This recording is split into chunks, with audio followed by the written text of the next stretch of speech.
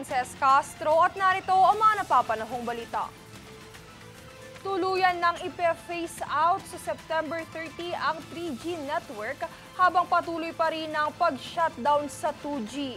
Bahagi ito ng hakbang ng Department of Information and Communications Technology o DICT na mapuksa ang mga iligal na aktibidad gamit ang 2G at 3G.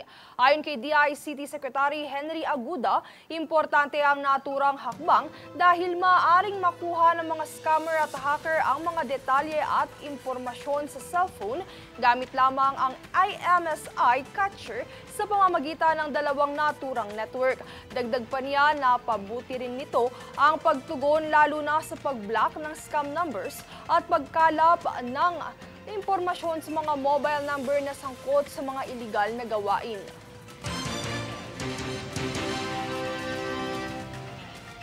Sa loob naman ng 2 buwan nakapagsagawa ang Bureau of Customs o BOC ng 188 operasyon na nagresulta sa pagkasamsam ng 2 bilyon at humigit kumulang 3 milyong piso halaga ng smuggled goods kabilang ang iligal na droga, sigarilyo at produktong agrikultural. Kabilang dito ang mahigit 750 milyong pisong halaga ng shabu na nasabat sa MICP at 605 milyong pisong halaga naman na smuggled cigarettes sa isang bodega sa Bulacan. Ipinatupad din ni Commissioner Ariel Nepomuceno ang mga bagong patakaran upang supuin ang katiwalian at higit pang patibayin ang kampanya laban sa smuggling. Inanunsyo ng Department of Transportation o DOTR ang iba pang mga detalye ukol sa pagkuha ng white beep card simula Lunes, September 22.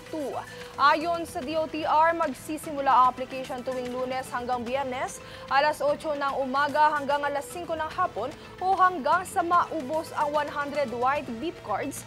Magdala lamang ng requirements at 30 pesos cash.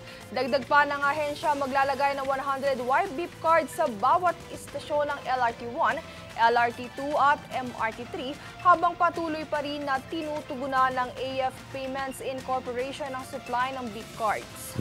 Kung sakaling hindi makaabot sa pila, maaaring magtanong sa station personnel kung saang istasyon ang may white beep cards at maaaring sumakay ng libre sa LRT2 at MRT3 para makarating sa istasyon na may white beep cards. Kami ang boses ng pagbabago. Ako si Princess Castro at ito ang News Force. Sa ulo ng mga balita, DOH nagbabala sa posibleng pagkalat ng leptospirosis. Higit 5,000 kaso na idala sa buong bansa mula June. 3G networks tuluyan nang ipe-phase out sa September 30. Senate Blue Ribbon, balik pagdinig bukas kaugnay ng pag-recover sa dokumento at computer ni Hernandez. Karahasan sa massive protest, kinundina ng ilang sektor, maigting na seguridad para sa journalist, panawagan.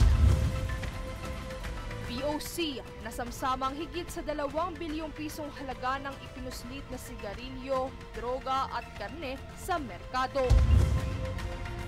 At EJ Obiena, wagi sa pole vault challenge sa Makati. Patas at pantay na balita, komprehensibong ulat para sa pulso ng masa. Ito ang News Force.